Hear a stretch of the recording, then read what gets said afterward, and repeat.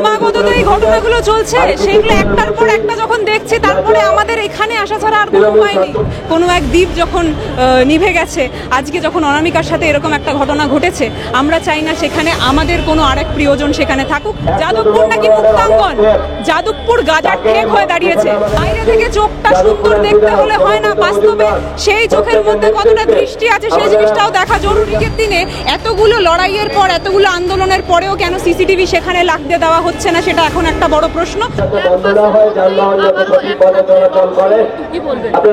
দেখো, ক্রমাগত তো এই ঘটনাগুলো চলছে, সেগুলো একটার পর একটা যখন দেখছি, তারপরে আমাদের এখানে আসা ছাড়া আর কোনো উপায় নেই। এবং বরাবরই তুমি দেখে এসছো, তোমরা দেখে এসছো যে প্রত্যেকটা ক্ষেত্রে কিন্তু আমরা কণ্ঠ তুলেছি, প্রত্যেকটা ক্ষেত্রে আমরা বলেছি যে সিসিটিভি লাগানোটা জরুরি। বাইরে থেকে চোখটা সুন্দর দেখতে হলে হয় না, বাস্তবে সেই চোখের মধ্যে কতটা দৃষ্টি আছে সেই জিনিসটাও দেখা জরুরি।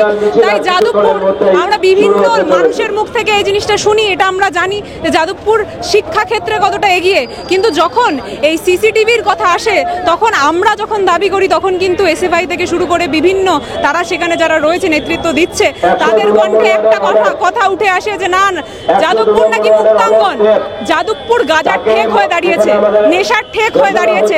সেটার বিরুদ্ধে আমরা সকলে আজকে এখানে জমায়েত হয়েছি এবং ক্রমাগত এই লড়াইটা চলবে। কারণ দিন শেষে তুমিও একজন নারী, আমিও তো একজন নারী, যে মৃতদেহটা পাওয়া গেছে সেটা একজন নারী। তো এই জিনিসটার ব্যাপারে এই লড়াইটা কিন্তু আমাদের ক্রমাগত চলবে, সেই নিয়েই আমরা লড়ে যাচ্ছি, আগামী দিনেও লড়বো। বারে বারে নিরাপত্তা নিয়ে প্রশ্ন উঠেছিল, স্বপ্নদ্বীপ থেকে শুরু করে অনামিকা, কেউ বাদ পড়লো না, বারে বারে সেই নিরাপত্তা নিয়ে। এবং সেই জন্যেই তো সিসিটিভি, যেটা আমরা বলছি, সেই চোখটার ভীষণ প্রয়োজন। বাইরে থেকে চোখ যে শুধুই সুন্দর দেখতে হলে হয় না, বাস্তবে সেই চোখ থেকে আমরা কতটা দেখতে পাচ্ছি, দৃষ্টিটা কতটা, সেটা ভীষণ জরুরি। তাই আজকের দিনে এতগুলো লড়াইয়ের পর, এতগুলো আন্দোলনের পরেও কেন সিসিটিভি সেখানে লাগতে দেওয়া হচ্ছে না, সেটা এখন একটা বড় প্রশ্ন। সেই লড়াইতে আমরা এখনও রয়েছি, কারণ দিন শেষে যেই কথাটা তুমিও বললে যে কোনো এক দ্বীপ যখন নিভে গেছে, আজকে যখন অনামিকার সাথে এরকম একটা ঘটনা ঘটেছে, আমরা চাই না সেখানে আমাদের কোনো আরেক প্রিয়জন সেখানে থাকুক। তাই জন্য আজকে যেই সংখ্যক মানুষ এখানে জমায়েত হয়েছে, তুমি দেখতে পাবে, তুমি বুঝতে পারবে যে এই লড়াইতে কিন্তু আমরা প্রত্যেকে আছি। আজকে কিন্তু কোনো এক নেতৃত্ব এসে রাত দখলের ডাক দিচ্ছে না।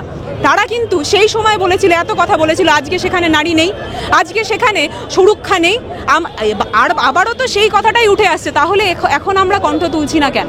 আমাদের সকলের প্রশ্নটা এইখানে। এবং সেইখানে তারা যখন চুপ রয়েছে, সেই কণ্ঠ হিসাবে আমরা সকলে এখানে দাঁড়াচ্ছি।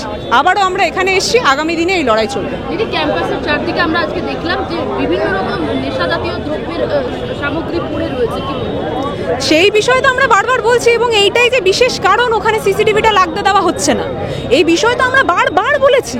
আমাদের সকলকে বুঝতে হবে যে সেখানে যদি সিসিটিভিটা চলে আসে, তাহলে কিছু মানুষজন যে লাফিয়ে এইসব নেশা করে বেড়াচ্ছে বিভিন্ন প্রাঙ্গণে, কোনায় কোনায়, যে মদের বোতল তোমরা পেয়েছো, শুধুমাত্র তো মদের বোতল নয়, শুধুমাত্র নেশাদ্রব্য নয়, আরও অনেক কিছু পাওয়া গেছে। সেই জিনিসগুলো আমি এখানে উল্লেখ করে বলছি না, সেটা তুমিও জানো, তোমার চ্যানেলের দর্শকরা জানে।